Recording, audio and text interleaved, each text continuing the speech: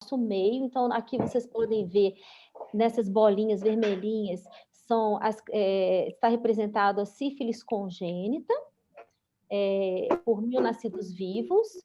Em laranja, a prevalência de sífilis em gestantes por 1.000 nascidos vivos, e aqui na população geral por 100.000 habitantes. Então, dá para ver aqui como que, apesar de todos os esforços que a gente vê de campanha, de pré-natal e etc., a gente encontra taxas de incidência de sífilis ascendentes, subindo de 2,4 até 9. E nesse outro slide aqui... Ué, por que não quer passar?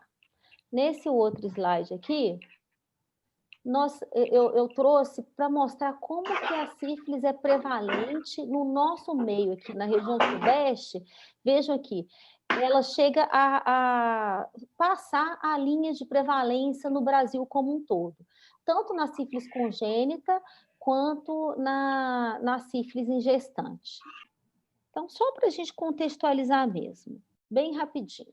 E aí, em relação às recomendações de manejo, vocês estão vendo minha gatinha, gente? Ela resolveu participar da aula. Não é só o Chico que gosta, o pacote que gosta de participar da aula, não. Os gatinhos também gostam. Bom, em relação à recomendação de manejo, porque a gente vai passar muito em função desse fluxograma. Esse aqui é do último, do PCDT, de 2020. Só relembrando aqui, né? Então, fluxograma para avaliação e manejo na maternidade das crianças nascidas de mães com diagnóstico de sífilis na gestação atual ou no momento do parto. Então, o que é recomendado? Né? Realizar o teste rápido de sífilis em toda gestante chega à maternidade, bem como nas mulheres em abortamento. Se o teste rápido for não reagente e ausência de sífilis, sem necessidade de condutas para a gestante. Se o teste rápido reagente, avaliar o histórico de tratamento de sífilis na gestante. A mãe foi tratada de forma adequada durante a gestação? Aí tem duas possibilidades, sim ou não. E aí, mais para baixo, a gente vai ver como que vai ser a condução. Se a mãe foi tratada adequadamente durante a gestação, a gente vai avaliar, vai avaliar o teste treponêmico pareado, sério, da mãe do recém-nascido. Se esse teste não treponêmico da criança é pelo menos 2 diluições maior que o materno, aí sim, então a gente notifica para a sífilis congênita. Se o teste não treponêmico não for pelo menos 2 diluições maior que o materno, vai ser avaliado o exame clínico da criança, que se for normal, considerado criança exposta a sífilis sem necessidade de tratamento. Se não for normal, ou seja, um exame clínico alterado, vai avaliar o teste não treponêmico, se reagente ou não. Se ele é não reagente, então ele é não reagente. Então, e a criança é sintomática, tem que se avaliar outras possibilidades de infecção congênita. Se, no entanto, o teste treponêmico é reagente, então a gente notifica. E aí, do outro lado, só para vocês contextualizarem aqui, né, seria aquelas mulheres tratadas inadequadamente. Então, os filhos de mães tratados inadequadamente, já notifica-se para a sífilis e faz tudo. Então, realiza o teste não troponêmico da mãe do recém-nascido e faz a propedêutica, que vai incluir a radiografia de ossos longos e o líquor.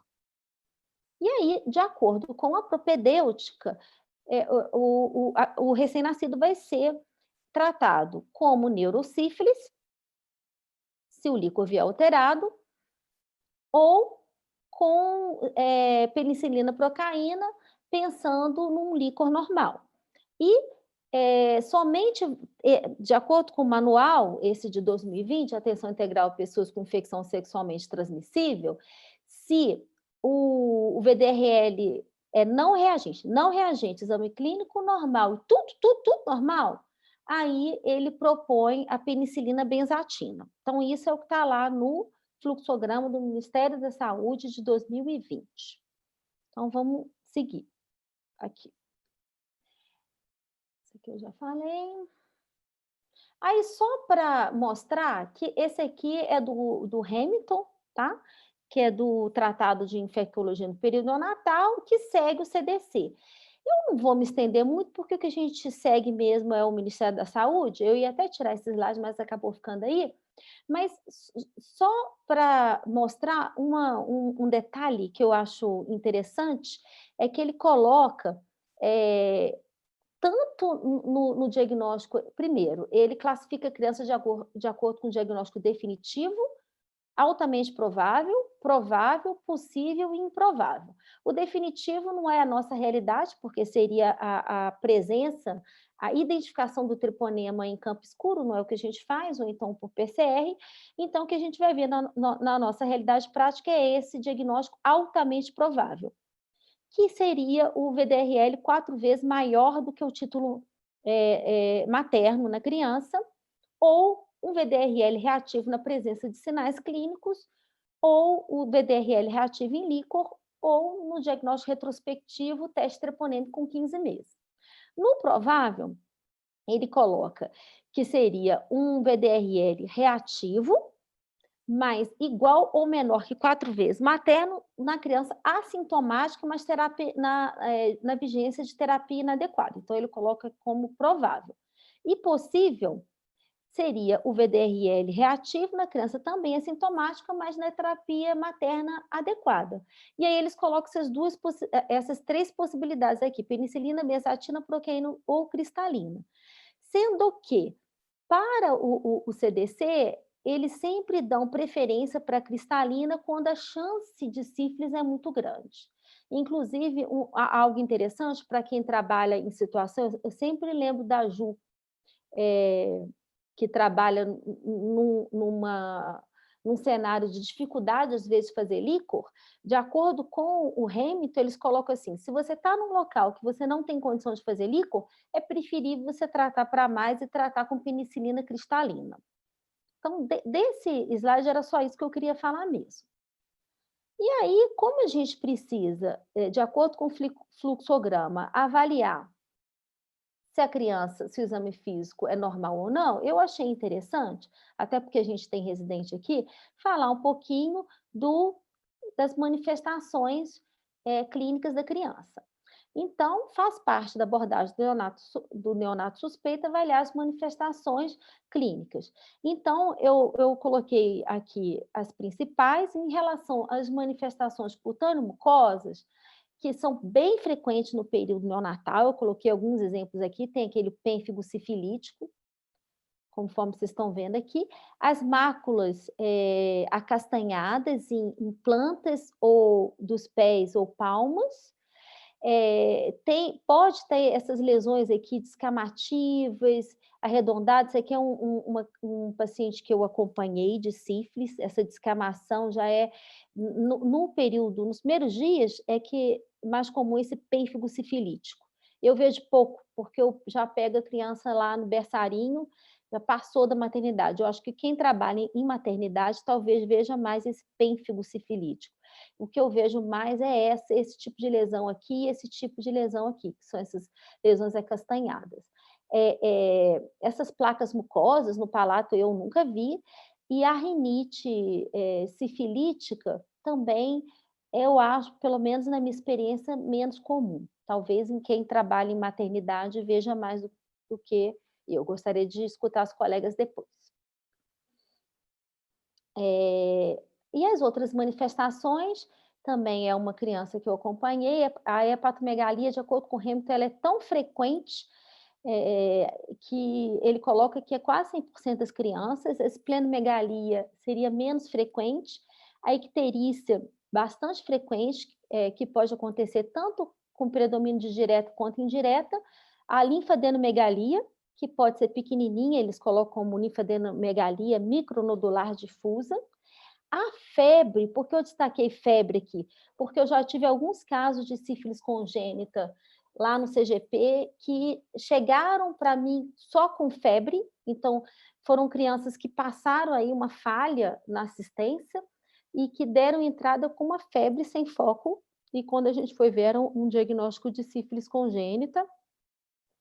A meningite, A síndrome nefrótica, que é mais raro, mas já tive alguns casos, pneumonia alba, que é raríssimo, nunca tive um caso, e essa cororetinite em salpimenta, glaucoma, uveíte, catarata. As manifestações oftalmológicas da sífilis são bem menos comuns do que o que a gente vê, por exemplo, com a toxoplasmose. Pelo menos na sífilis congênita. Na sífilis adquirida do adulto, parece que é bem comum. Conversando com um colega oftalmologista, uma vez ele me falou que vê muito lá no ambulatório São Geraldo, muito comum adultos abrirem ou manifestarem o quadro de sífilis adquirida com manifestação ocular. Bom, as manifestações ósseas são bastante frequentes também. Aqui vocês podem ver um descolamento do periósteo, uma periostite, e uma metafisite, que é esse serrilhamento aqui da metáfise. Eu estou passando bem rapidinho, porque o foco hoje é só mesmo a gente discutir as dúvidas. Bom, em relação ao líquor, eu acho uma das partes mais difíceis da avaliação da sífilis, porque além da dificuldade que a gente tem em relação à interpretação do líquor no bebê, na sífilis a gente sabe que as alterações licóricas não são muito sensíveis. Então, eu não coloquei aqui nessa apresentação específica, mas tem um trabalho que mostra que a sensibilidade é muito baixa, tanto de alteração da celularidade, quanto da hiperproteinorraquia, quanto da positividade do VDRL. Quando você considera esses 3 parâmetros alterados, ou seja, você ter pelo menos um desses alterado, a sensibilidade giraria em torno dos 88%. Por isso, a dificuldade que a gente tem de determinação da neurosífilis na criança. Além disso, existe alguma controvérsia em relação à interpretação do que seria normal. Eu trouxe aqui para vocês o que o manual do Ministério considera que seria uma pleostose acima de 25 células, uma hiperproteinorraquia acima de 170 no pré-termo e 150 no atermo. A glicose geralmente não altera, o VDRL pode vir positivo. Porém, no Hamilton, ele coloca que quando você tem uma celularidade acima de 20 e ou uma proteinorraquia acima de 100, deve levantar uma luzinha e você deve pensar que essa criança pode ter alguma infecção congênita, incluindo a sífilis. Então, vamos seguir. Bom, e aí é que vem a nossa, para a gente entrar, né, a nossa maior dificuldade de abordagem na sífilis congênita é isso, é porque 50% a 70% das crianças são assintomáticas ao nascimento. Então, para a gente fazer diagnóstico, primeiro precisa fazer o rastreamento no pré-natal e no parto, e sempre devemos correlacionar a clínica com a epidemiologia, o tratamento prévio e os exames laboratoriais. Então, agora a gente vai passar para a parte principal dessa apresentação, que são as principais dificuldades na decisão de tratar ou não uma criança com suspeita. Aí, em relação às dificuldades, principalmente no manejo, o que eu vejo? Definição do diagnóstico materno, ou seja, essa mãe tem sífilis ou não tem, e se tem, em que estágio de infecção ela está, e avaliação do tratamento materno, se foi adequado, se não foi. Em relação à definição do diagnóstico materno, o que mais confunde a gente, eu acho, na minha opinião, é o falso negativo, que pode significar tanto uma infecção precoce, se a gente pega o período inicial de incubação, quanto uma infecção latente tardia, que a gente vai ver, que pode haver negativação dos exames. E o VDRL em baixos títulos, que também confunde muito, a gente fica em dúvida, será que é uma infecção latente tardia?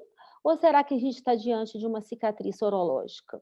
E aí, então, já vou começar com as perguntinhas que eu comentei com vocês. Então, vamos lá. Para esse caso clínico, então, nós temos aí, a criança nasceu em 13 de 10 de 2020, um RN a termo, adequado para a idade gestacional, uma mãe com diagnóstico recente de hemoglobinopatia SC. E eu achei isso muito curioso. Ela não tinha, ela foi fazer diagnóstico dessa hemoglobinopatia SC na gravidez. E na história, ela tinha uma história de que em 2014 ela teve uma lesão genital, é o que a gente tem de história é isso. Na época, ela teve um VDRL 1:2 e não sei por que não recebeu tratamento, é o que está na história. Em 2016, ela teve um episódio de artralgia, que eu fiquei até pensando que pudesse ser relacionado a essa hemoglobinopatia, SC, e fez um VDRL que veio 1:4. Nessa época, ela recebeu uma dose de penicilina benzatina, uma dose.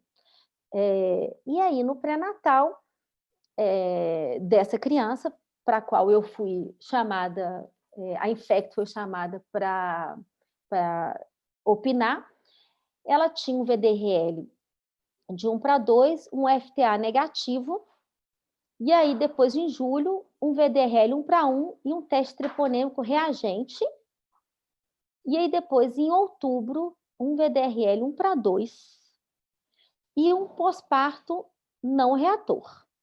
O neonato, um VDRL não reagente. Vou passar para a pergunta, então. Então, essa é a perguntinha. Na verdade, eu coloquei uma afirmativa. Apesar do VDRL pareado negativo, a criança deve completar a propedêutica, pois o histórico materno de VDRL e teste treponêmico reagente sem tratamento sugere sífilis materna latente tardia. Aí eu queria que vocês respondessem se vocês concordam ou não concordam. Nossa, rápido. Deixa eu só fechar a porta aqui do escritório. Tá?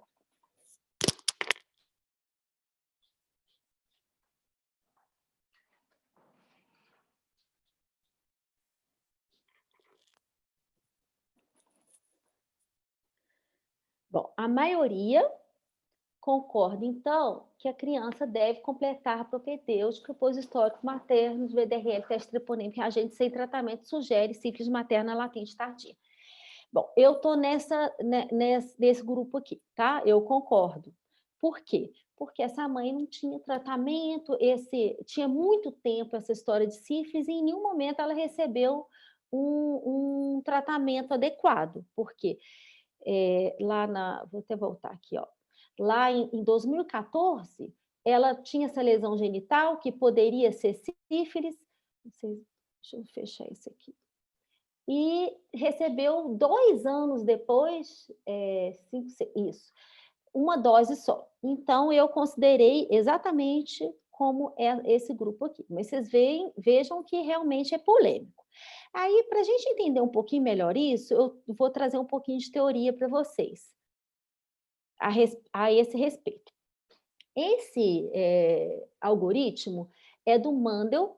Eu sugiro para os infectos que leiam o capítulo do Mendel de sífilis. Eu acho que é muito bom, ele esclarece muito, porque a gente não consegue conduzir sífilis na criança se a gente não entender como é que a sífilis se comporta no adulto, para a gente poder identificar corretamente o diagnóstico dessa mãe.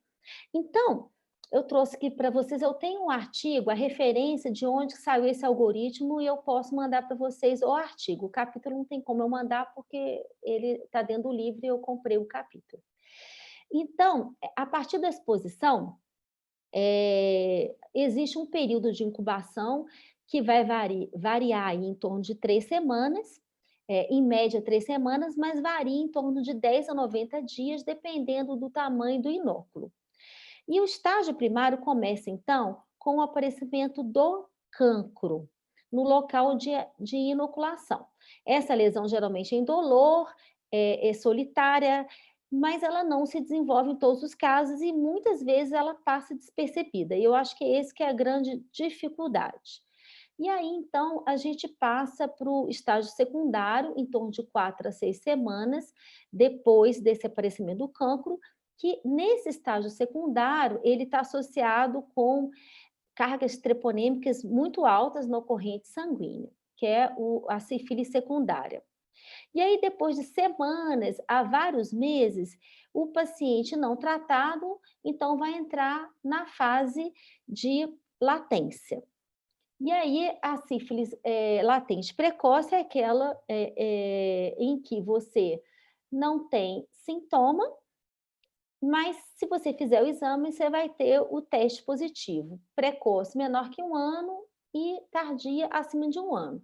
A parte que eu mais gosto desse algoritmo é essa aqui, olha. Eu não sei se todo mundo tem essa noção. A primeira vez que eu li isso, eu fiquei bastante surpresa, é que no adulto, a partir da infecção, a invasão do sistema nervoso central ela é muito frequente, ela ocorre em torno de 25 a 60% dos adultos que se infectam. 25 a 60%. Porém, o que ocorre depois disso? Que eles chamam como neurosífilis precoce. Então, o paciente pode ficar assintomático, ou pode se resolver espontaneamente, ou pode persistir indefinidamente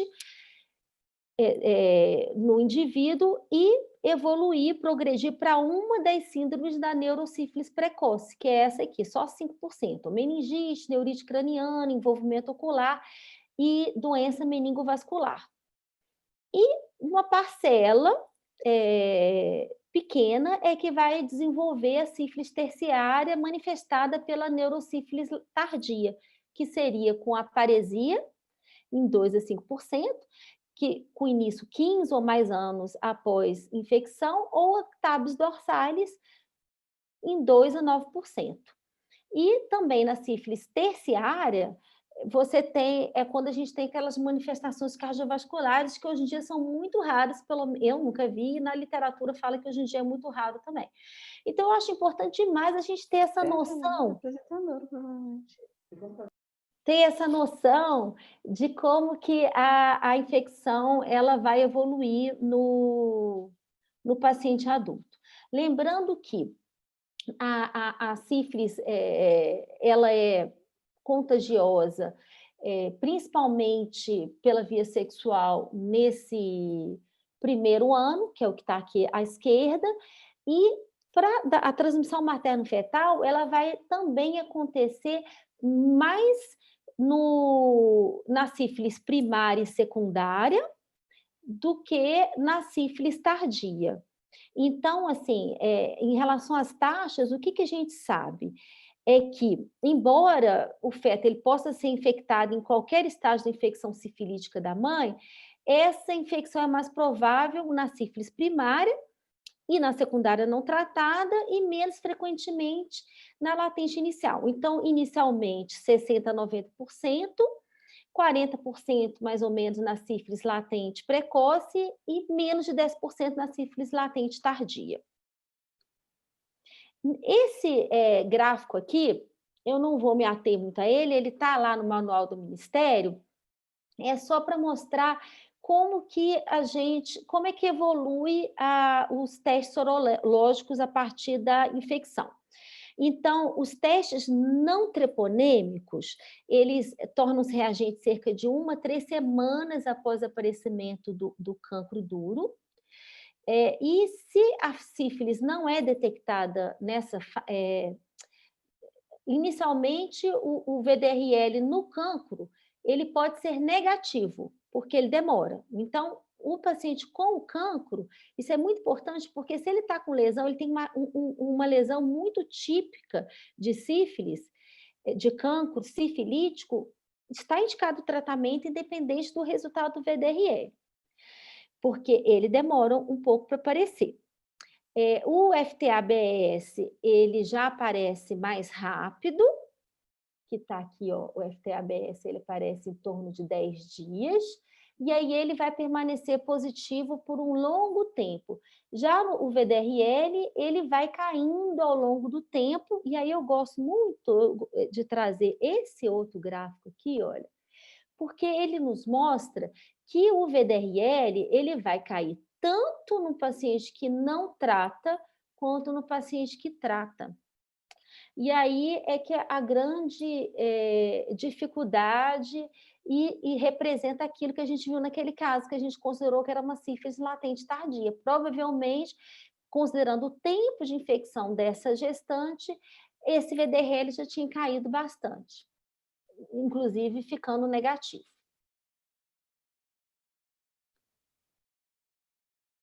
E aqui eu trago esse também, que é de um artigo do Clinics Infectious Disease, mostrando como que é a sensibilidade de acordo com o estágio. Então, veja bem, para o VDRL, na sífilis primária, vai ser em torno de 78%, na secundária 100%, latente 96%, latente precoce, e na latente tardia já cai bastante, de 71%, variando de 37% a 94%. Mostrando que realmente é muito provável que aquela gestante estivesse numa fase latente tardia. E já o FTA, a gente tem uma sensibilidade mantida aí por um longo prazo, mas não é 100% a vida toda. Bom, e aí a gente vai passar para o nosso segundo caso. Bom, segundo caso, mãe teve diagnóstico de sífilis na gestação. Recebeu 3 doses de penicilina benzatina nos dias 13/3, 20/3 e 27/3. Esse bebê nasceu 28/6. E aí, como é que eram os exames maternos? Ela tinha um teste rápido imunocromatográfico reagente, no dia 13/3, que foi o que iniciou o tratamento, como vocês podem ver aqui. E aí, o VDRL foi feito em seguida, veio 1/32. No dia do parto, o VDRL estava 1/4. O exame do recém-nascido, VDRL 1/4, igual da mãe. Esse RN não recebeu tratamento. Então, vamos para a pergunta. Então, tá. Considerando a queda dos títulos maternos superior a 2 diluições, história negativa para contato sexual com o parceiro após o tratamento, o perfil sorológico materno é compatível com cicatriz sorológica. A maioria responde... Uai, peraí. A maioria respondeu que sim, que esse perfil sorológico é compatível com cicatriz sorológica. Vamos voltar aqui, ó. Lembrando que o parceiro não realizou o tratamento porque estava detido e a mãe negou relação sexual com ele após. Então, tá. Então, a maioria concordou. Então, para contextualizar essa pergunta, eu vou trazer um pouquinho para vocês também de teoria. Olha, então, aí eu peguei, nessa tabela eu vou mostrar informações tanto do Mandel quanto do PCDT. Então, vamos lá. Qual que é a evolução esperada após o tratamento adequado, então? De acordo com o estágio da sífilis, o que a gente espera? Da sífilis primária, secundária ou latente precoce, o que eu esperaria com um tratamento adequado? A gente esperaria ou um VDRL não reator ou uma queda em 2 diluições. E o tempo para a gente atingir essa meta? De acordo com o Ministério da Saúde, seria até 6 meses, e de acordo com o Mandel, até 12 meses. Para mim, essa foi uma das maiores mudanças que eu vi no Mandel novo, em relação ao anterior. É o tempo, ele considera que isso pode demorar mais a acontecer. Então, ele coloca isso até 12 meses. Já na sífilis latente tardia ou de tempo desconhecido, o tempo para atingir isso por um Ministério da Saúde seria 12 meses, ou, se considerar um Mandel, até 24 meses. Vamos seguir. Vamos falar um pouquinho mais disso. Então, o que seria cicatriz sorológica? Né? Cicatriz sorológica, e aí eu estou falando de uma infecção pregressa tratada.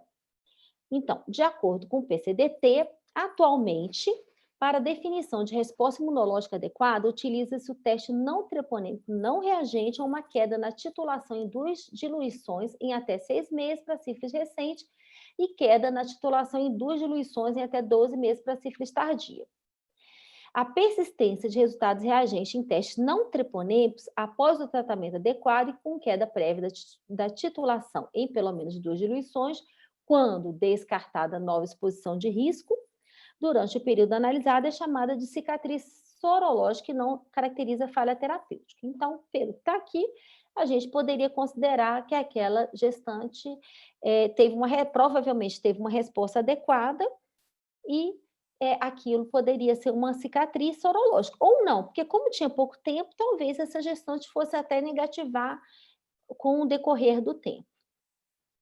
E aí eu trouxe também para vocês o que tá naquele manual que eu mandei para vocês do CDC de 2019, só deixei que era 2020, que está muito bom e a Andréia mandou novamente hoje, que eu vi. Então, o que eu queria ressaltar dessa parte do CDC? Que é muito comum. É muito comum essa cicatriz sorológica. O que tanto Mandel traz para a gente, quanto CDC, é isso. É que algumas mulheres tratadas adequadamente vão persistir reativa indefinidamente. Para aquela mulher do caso, eu não sei, porque tinha pouco tempo que ela tinha tratado. Então, eu coloquei cicatriz, mas a gente não sabe. De repente, ela ia até negativar. E aí eles colocam que essa reatividade, essa cicatriz, ela ocorre em 15 a 20% dos casos de sífilis precoce e até 35% dos pacientes tratados na infecção latente tardia. Então, o que se tem de conhecimento em relação à cicatriz?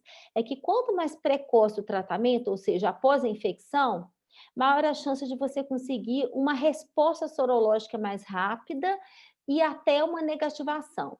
E quanto mais tarde você trata o paciente, maior a possibilidade que a gente tenha uma cicatriz sorológica, ou seja, que a gente não consiga reverter esse teste não treponêmico para negativo. E outro fato importante que eu achei interessante trazer para vocês é esse que tem no CDC e eu não achei no do Ministério pelo menos esse novo. É que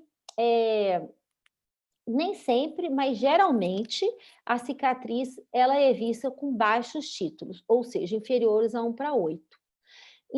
Embora várias vezes, tanto no CDC quanto no Ministério, eles colocam que a cicatriz ela pode acontecer com títulos mais altos. Eu acho até que isso está lá no mapa mental que eu mandei para vocês há, sei lá, quantas semanas atrás. Então, vamos continuar ainda em relação a esse caso, mais uma perguntinha em relação a esse caso, tá? Então, vamos lá. Considerando o perfil materno compatível com cicatriz sorológica, criança assintomática com VDRL em títulos baixo e igual ao materno, a conduta de não tratamento do recém-nascido foi adequada.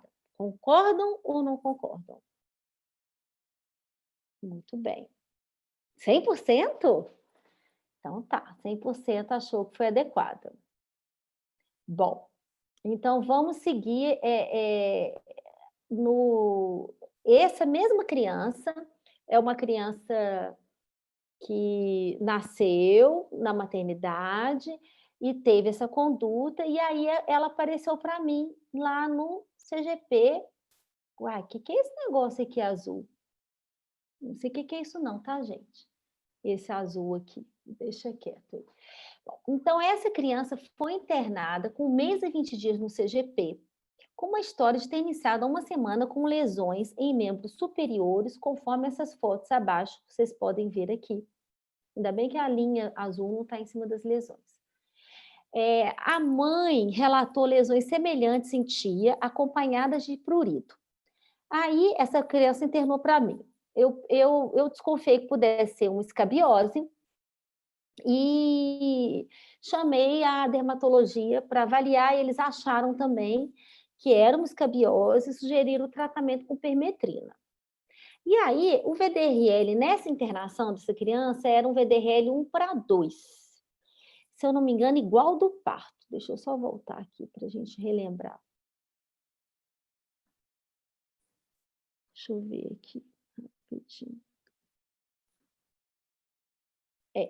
Não, era 1/4. quer dizer, praticamente o mesmo do nascimento. Aí, então, aqui agora, ele tinha um VDRL de 1:2. E aí, no dia da alta, que aí foi considerado, o dermato avaliou, não é uma escabiose, aquilo lá da mãe, ela teve uma resposta adequada ao tratamento, criança com o VDRL baixinho, e aí uma coisa que eu ponderei muito é que numa criança com 1 mês e 20 dias já, e um VDRL tão baixo, se essas lesões fossem realmente de sífilis, a gente sabe que as lesões de pele na criança, ela meio que andam. O raciocínio é parecido com o que a gente faz para sífilis secundária no adulto.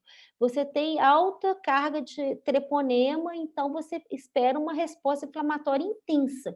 Você espera um VDRL positivo e alto, e não era o que essa criança tinha. Só que aí no dia da alta, a mãe me traz esse VDRL 1:16. Ou seja, aumentou. Vocês lembram que no parto o VDRL da mãe era 1:4. E aí, no dia da alta, essa mãe me traz esse VDRL 1:16, ou seja, 2 títulos acima. E eu fiquei, putz grila, o que eu vou fazer com essa criança?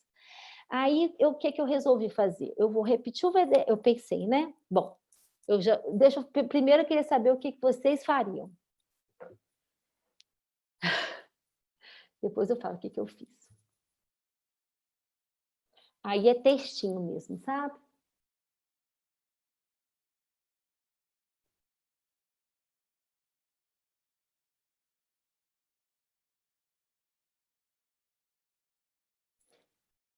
Pessoal, tá dando certo ou vocês estão com dificuldade de escrever? Bárbara, me ajuda aí. Ah, eu que sou impaciente mesmo. Então, estenderia propedêutica, VDRE, investigação. Nossa, ficou ruim essa nuvem, né? Bom, investigaria, repetiria o VDRL. Então, repetiria o VDRL do lactente e da mãe, eu estou entendendo que é isso. Estenderia a propedêutica e faria investigação, acho que é novo RN, novo VDRL.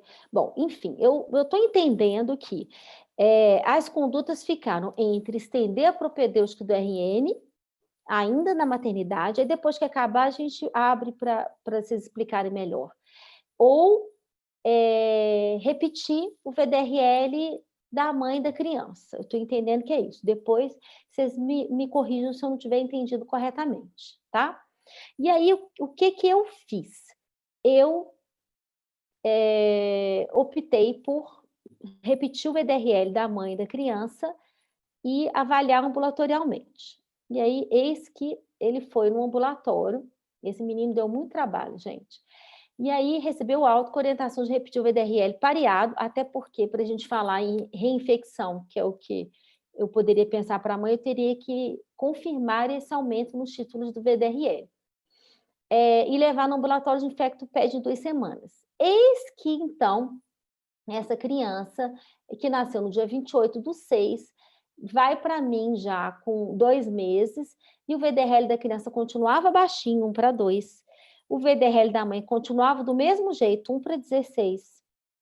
E eu não lembro de ter pedido o treponêmico, mas foi feito e veio positivo, só que um detalhe, e esse que é o detalhe. Aparecer essas lesões no pezinho dessa criança. E aí essa lesão, ela parecia, aqui ó, eram umas lesões maculopapulares. A mãe achava, lembra que ele tratou de uma escabiose. A mãe achava que coçava, porque a criança ficava esfregando um pouquinho o pezinho, mas não tinha assim, outro sintoma, a criança estava plena, linda, sem nenhum outro sintoma. Mas aí eu fiquei muito preocupada porque eu não achei essas lesões características mais de escabiose, ele já tinha tratado, e aí eu encaminhei para A dermatologia foi porque a minha colega, a Amanda, que conduziu comigo na época, que estava internado, já pensando na internação dessa criança. E aí eu queria saber de vocês, na opinião de vocês, qual alternativa mostra a conduta mais adequada nesse momento.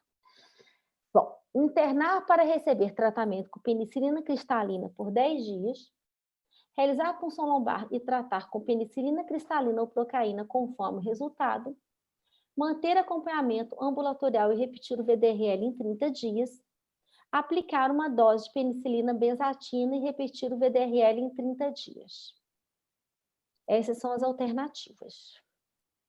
Eu já falei o que eu fiz, encaminhei para internação. Então, vamos ver se vai ficar nisso mesmo. Dá mais um tempinho. Bom, parece que ainda está mudando aqui, 25% internar para tratamento com penicilina cristalina. Mais 75%, 40% cristalina, 33%.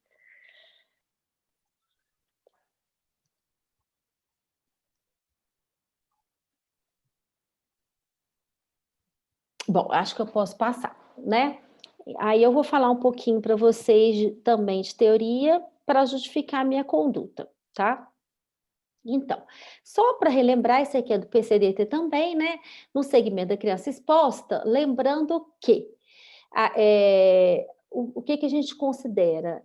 Que quando o título é não reagente ou reagente com titulação menor ou igual até uma diluição, que o materno baixo risco de sífilis congênita, que é o caso da criança, né? Quando é reagente com titulação superior à materna, pelo menos 2 diluições sífilis congênita, e isso aqui é importante, espera-se que os testes não treponêmicos declinam aos 3 meses, devendo ser não reagentes aos 6 meses, nos casos em que a criança não tiver sido infectada. Isso na criança exposta a sífilis, tá? E aí eu quero focar mais nessa parte aqui, tá? Que aí eu vou colocar no próximo slide aqui. Ah, não, antes disso. Bom, antes de falar o que está no Redbook, a criança exposta a sífilis, a gente sabe que ela pode desenvolver sintomas aí no decorrer do acompanhamento.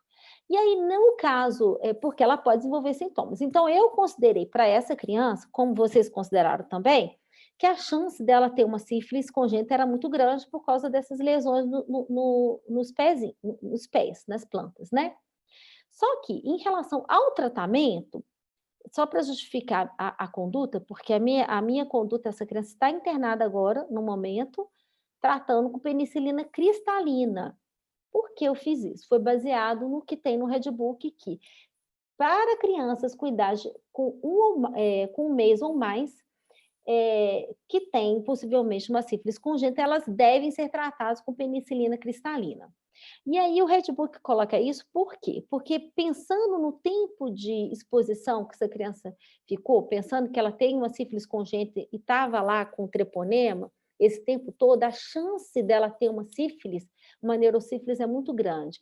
E a baixa sensibilidade do exame licórico, conforme eu falei lá atrás para vocês, em detectar essa neurosífilis, não compensa a gente utilizar o líquor para definir se vai usar cristalina ou procaína. Lembrando que no PCDT eles colocam essa possibilidade que vocês colocaram de utilizar o líquor para definir se é procaína ou cristalina. Mas no CDC, e a conduta da maioria de nós sendo uma sífilis com mais de um mês, utilizar a penicilina cristalina. Então, vamos lá para o nosso caso clínico número 3. Caso clínico número 3. Então, é uma mãe com epilepsia, diabetes mellitus gestacional sem controle, a data da última menstruação, 6/9/2019, e aí ela fez, em dezembro, tinha um VDRL 1/4, e em abril, um VDRL 1/4. Não recebeu tratamento, e aí no pós-parto, ela tinha um teste treponêmico não reagente, E aí eles fizeram um teste não treponêmico, um teste treponêmico não reagente, um teste não treponêmico positivo. E olha que salada, é isso mesmo. E depois fez um teste treponêmico reagente. Então, eu queria que vocês gravassem para a primeira pergunta que eu vou fazer, é isso aqui, ó. Então, ela tinha um teste não treponêmico baixinho, positivo. Depois, no parto, ela fez, então, um treponêmico, que ela não tinha, ela fez, e veio não reagente. E aí, eles fizeram lá na maternidade um teste, um segundo teste treponêmico que veio não reagente. Depois eu vou voltar no resto, tá? E aí vem minha primeira pergunta, em relação ao caso clínico 3. O perfil sorológico da mãe é compatível com falso positivo. Títulos baixos de VDRL durante a gestação e no pós-parto. E teste treponêmico realizado no pós-parto negativo, não sendo necessário realizar um segundo teste treponêmico.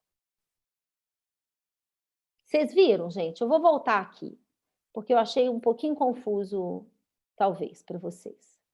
Ó, isso é real, tá? Não é da minha cabeça, não. Esse caso foi desse final de semana, com a Dani Ottoni. Então, a mãe tinha esses títulos baixinhos, mas não tinha o treponêmico, e aí veio não reagente. Tanto treponêmico, e aí fez um VDRL e já veio positivo baixinho, igual já era na gestação. E aí na maternidade eles resolveram fazer um segundo teste treponêmico, que aí sim veio reagente. E a minha dúvida que eu queria que vocês me falassem é o seguinte: tinha necessidade, será, de fazer esse segundo teste? Partindo de um VDRL baixinho com teste treponêmico negativo. Então, ela tinha um teste não treponêmico baixinho positivo e tinha um treponêmico negativo.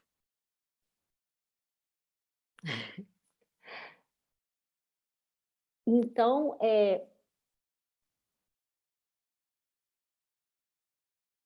tá bem pau a pau, né, gente? Esse é bem dificinho, eu achei. Para mim foi um aprendizado. Bom, eu vou considerar que metade considerou que não era necessário esse segundo teste treponêmico que foi feito, que ela poderia já ser considerada como um falso positivo, mas outra parte acha que não, para esclarecer melhor esse quadro, deveria ser feito um segundo teste treponêmico, que foi o que a maternidade fez, caso é lá do HC. Bom, e aí eu vou trazer um pouquinho para vocês o que eu tinha de ideia, que é do CDC, e o que está no manual do Ministério da Saúde. Então, de acordo com o CDC, quando você tem um teste não treponêmico reagente, e aí o teste treponêmico é não reativo, aí você tem que avaliar. Se a história, o exame clínico é negativo e não tem risco recente de exposição, ele fala que está ok e não precisa fazer nada. Porém, se esse título é mais alto, maior que 1/8, você deve considerar repetir o teste, tanto o teste não treponêmico quanto o treponêmico, que foi o que foi feito lá. Bom, mas aí, que era a minha ideia. A minha ideia era exatamente essa. Só que aí, quando eu fui olhar lá no Ministério, que eu fui rever, aqui eu não vou falar todas as situações, está lá, depois vocês olhem, eu vou me atentar à situação específica desse caso, que é esse aqui, que eu vou aumentar aqui para vocês. Então, esse paciente tinha um teste não treponêmico reagente, e aí o teste treponêmico do parto foi não reagente, e segundo o PCDT, deveria sim realizar um terceiro teste treponêmico com metodologia diferente do primeiro. E aí o resultado final vai ser definido pelo resultado desse terceiro teste. Se reagente, o diagnóstico de sífilis ou cicatriz sorológica.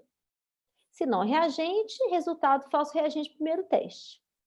Só que para a gente falar em cicatriz, teria que ter um tratamento anterior documentado com queda da titulação em pelo menos 2 diluições. E só para relembrar o caso,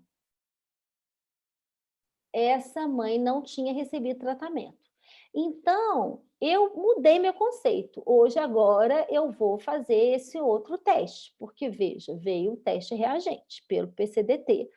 Essa, então, vamos para outra pergunta ainda referente a esse caso. Eu esqueci que eu tinha repetido. É mesmo caso, tá? Teste não reagente. Aí a gente vai prestar atenção um pouquinho agora nos exames neonatais, que veio VDRL 1:1, que é a mesma coisa que qualitativo positivo, e aí tem um líquido rotina normal, o VDRL não reagente no líquido, radiografia dos ossos longos normal. E aí vamos para a pergunta. Considerando os resultados da mãe e do recém-nascido, está indicado o tratamento com penicilina procaína ou cristalina para esse bebê?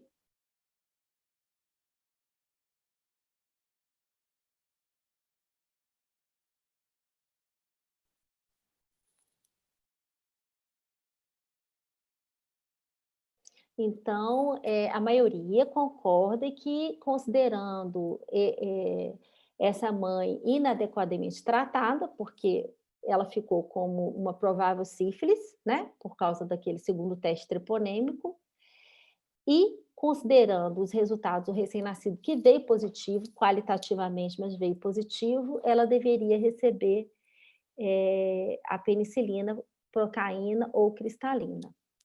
Então, né, que foi eu acho que foi a orientação, foi exatamente a nossa orientação, foi a primeira aqui, ok?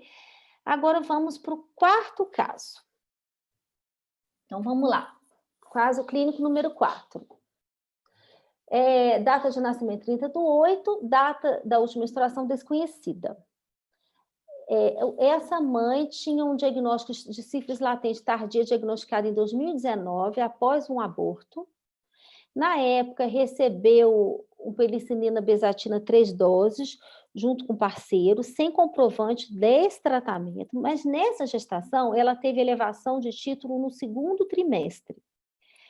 Realizou o tratamento adequado, comprovado, 11/5, 18/5, 25/5, mas o parceiro não foi novamente tratado por ter exame negativo.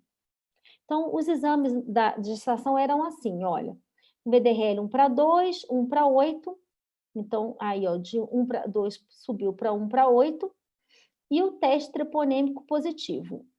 Então, foi nesse momento aqui, olha, que ela recebe o tratamento, certo? E aí cai de novo o título, 1:2, 1:4, e no pós-parto aí 1:4, o exame neonatal 1:2. E aí vamos para a nossa pergunta. Em relação ao caso, quais alternativas estão corretas? O aumento da titulação em 2 diluições configura uma reinfecção e necessidade de retratamento da pessoa e do parceiro. Pode ter mais de uma, tá certo, tá, gente? As crianças nascidas de mãe com cicatriz sorológica não necessitam de avaliação ou tratamento na maternidade. Como o parceiro não foi tratado, a criança deve ser submetida a propedêutica completa e tratada conforme os resultados. O manejo do RN deve seguir o fluxo de filho de mãe adequadamente tratada, pois o parceiro apresentou o VDRL negativo. Todo mundo concorda que o aumento da titulação caracteriza uma reinfecção, né?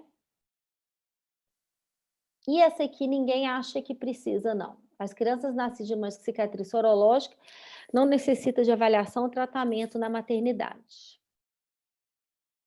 E como parceiro não foi tratada, a criança deve ser submetida a propedêutica completa e tratada conforme os resultados. Deixa eu só voltar aqui. O parceiro não foi tratado mesmo não, né? Que é tanto caso. Não, peraí. É esse aqui, né? É esse ou esse? É esse. Isso. Bom, em relação a essas alternativas aqui, essa aqui, ok, concordo. Agora, essa aqui foi, no PCDT, gente, eles colocam textualmente isso aqui, tá? que as crianças nascidas de mães com cicatriz comprovada, ou seja, previamente à gestação, as mães têm que seguir o fluxo de solicitação de VDRL na gravidez, mas as crianças não precisariam de avaliação na maternidade. Então, todo mundo, ninguém concordou com isso, mas isso está lá no PCDT, tá? Então, deveria ter colocado isso como correto, de acordo com o PCDT, pelo menos, tá? Crianças nascidas de mães com cicatriz sorológica não necessitam de avaliação e tratamento na maternidade. Como o parceiro não foi tratado, a criança deve ser submetida ao propedêutico completo e tratado conforme os resultados, eu concordo, né? Porque ela continuou tendo relação sexual com o parceiro. E o manejo do RN deve seguir o fluxo de mãe, não, porque o parceiro, apesar de ter VDRL não reativo, ele não foi tratado. A gente acha que vai ter uma questão específica sobre isso depois. Aí eu vou, só para fixar essa parte da reinfecção, bem rapidinho, de acordo com o CDC, o que a gente vai considerar como evidência de falha terapêutica ou reinfecção seria a persistência ou recorrência dos sinais e sintomas e um aumento sustentado, que eles colocam por mais de 2 semanas, de 2 diluições ou mais no teste não treponêmico depois de um tratamento. Então, veja que é importante você confirmar esse aumento na titulação. Aqui é só o estadiamento clínico, que tem no CDC também, eu não vou me ater a esse aqui, eu já falei um pouco disso antes.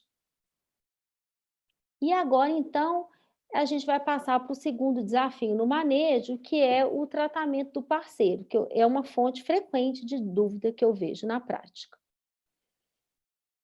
Bom, em relação ao caso clínico 5, né? Então, nós temos aqui um RN de mãe diagnosticada no primeiro trimestre, tratada com 3 doses também, tudo documentadinho. O pai recebeu 1 dose de penicilina, porque o VDRL dele estava negativo, o RN nasceu bem assintomático. Como é que era o exame da mãe? VDRL 1/16, o tratamento dela foi 21/2, né? Depois caiu 1/4, 1/2, 1/4. E no pós-parto, 1/4. Neonato, VDRL não reagente, ícor normal, e VDRL não reagente. Então, a pergunta em relação a esse caso. Em relação ao parceiro, sendo o VDRL não reagente, a conduta foi correta com o tratamento com uma dose de penicilina benzatina. Então, a mãe teve uma sífilis, tratou, o parceiro era negativo, e aí deram 1 dose de penicilina benzatina para ele, mesmo o VDRL dele sendo não reagente.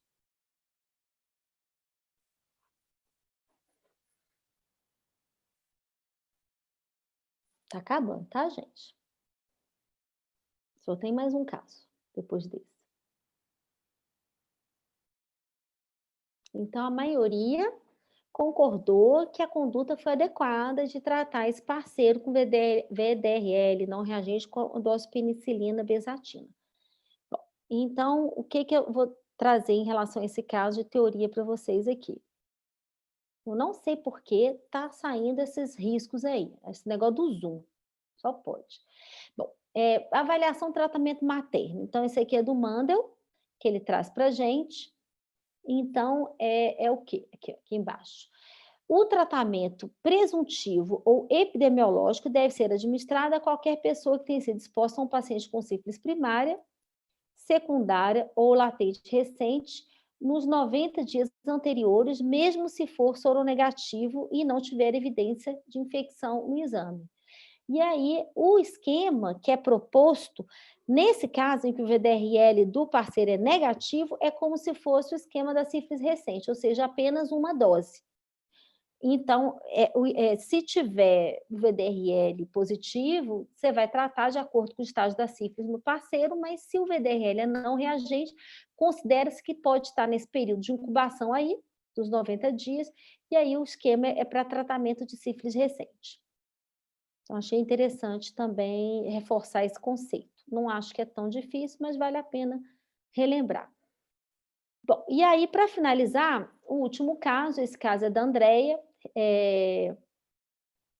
que internou recentemente com a Andréia, ela comentou esse caso comigo, eu achei interessante trazer para É você. da Silvinha. É de É da vocês duas. Silvinha. É da Silvinha do CTR, mas aí quem conduziu lá no CGP foi a Andréia. Então, é um bebezinho de 5 meses, nasceu a termo, e o paciente foi encaminhado pelo CTR para internação e retratamento. Ele vinha em acompanhamento com a Silvinha no CTR, desde o nascimento, devido à sífilis congênita. E aí, o que a gente tem? A mãe não tinha exame no pré-natal, no parto tinha um VDRL de 1 para 32. E o neném, ao nascimento, ele tinha um VDRL de 1 para 128, plaquetopenia e VDR no líquido de 1 para 64, além de o PCR alterado. PCR, proteína C reativa, tá, gente? Quem dera se a gente tivesse PCR para sífilis.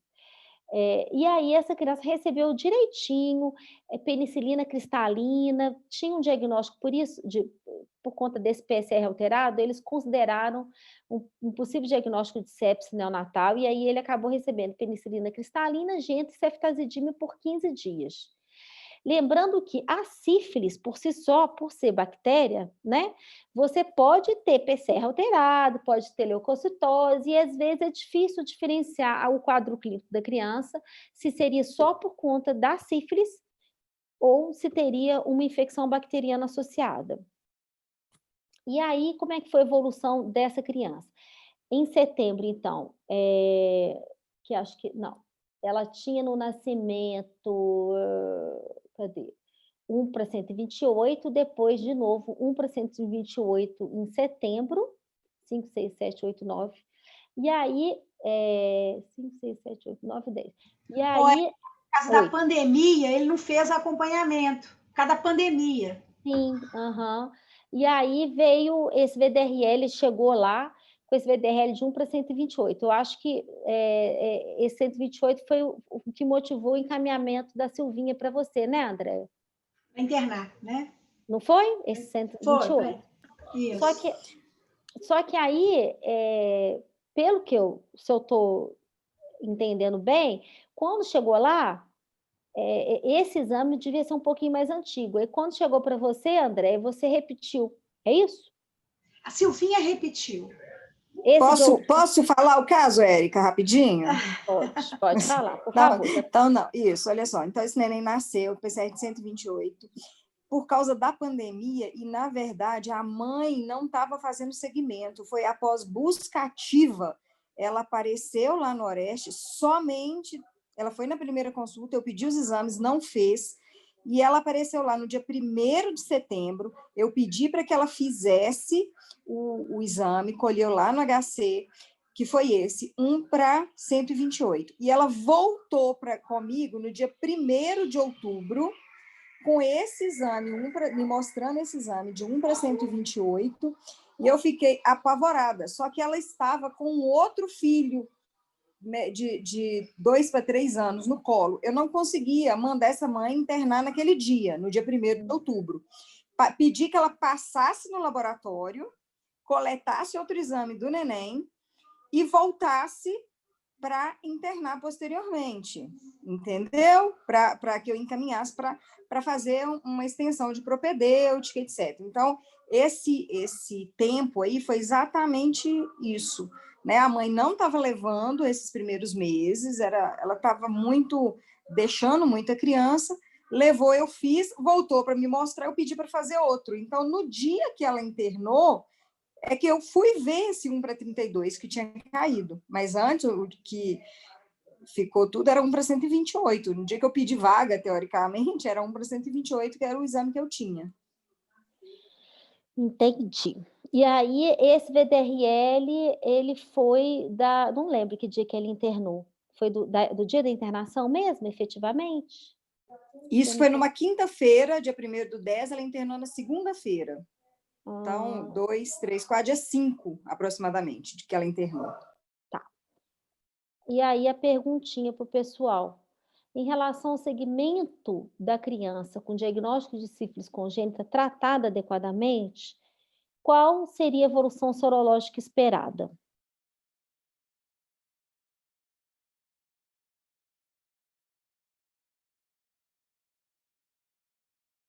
Ué, o que que aconteceu, Érica Carel 790 aqui? Bárbara, me ajuda aí, tecnológica. Provavelmente alguém escreveu isso. Ah, foi? Ah, que engraçado. Negativar em 6 meses. Não, esse negócio de nuvem para isso não deu certo, tem que colocar a resposta curta. A gente vai aprendendo. Negativar em 6 meses, queda de zona, gente, zona total. Mas eu imagino que vocês devem estar falando aí de queda de pelo menos 2 títulos e negativar em 6 meses. Então, como a gente já está muito avançado no horário, eu já vou passar para o que está lá no PCDT, só para reforçar. Aí eu vou focar aqui, é o segmento da criança com sífilis congênita, aquela anterior era de sífilis, criança exposta, e aí eu vou focar especificamente nessa parte aqui, vou aumentar aqui para vocês, que é, então, no segmento, a gente vai realizar os exames, o que a gente espera? Que os testes não treponêmicos declinem aos 3 meses, devendo ser não reagente aos 6 meses, caso a criança tenha sido adequadamente tratada. Então, é difícil, né? Porque se a gente parar para pensar, e esse é o último slide, viu, gente? Vocês podem abrir o áudio, perguntar. Essa criança, eu vou acabar a minha apresentação com esse caso da Silvinha e da André, que foi bem difícil, porque ela caiu, né? Bastante, ela já entrou com diagnóstico com título muito alto e caiu bastante, mas se a gente considerar aqui, né, 5, 6, 7, 8, 9, 10, ela já tinha 6 meses e não tinha o título ainda negativo. Você quer falar, Andréia e Silvinha? Quer comentar? Que a Andréia que acompanhou essa criança?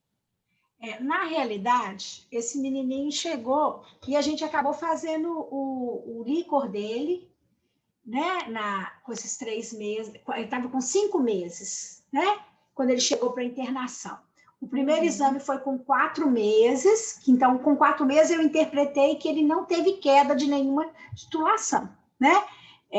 E aí eu fiquei na dúvida se era o mesmo laboratório, porque isso também é importante, né, Érica? Isso.